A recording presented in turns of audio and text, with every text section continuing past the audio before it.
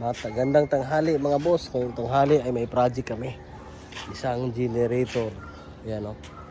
Dinyo 25 kVA. So ang problema nito ayaw magboltahe. So ngayon ay trouble namin. Tinesting naming i-direct ng battery supply yung kanyang exciter, nagboltahe naman siya. So napagdesisyon na namin na tanggalin yung EBR.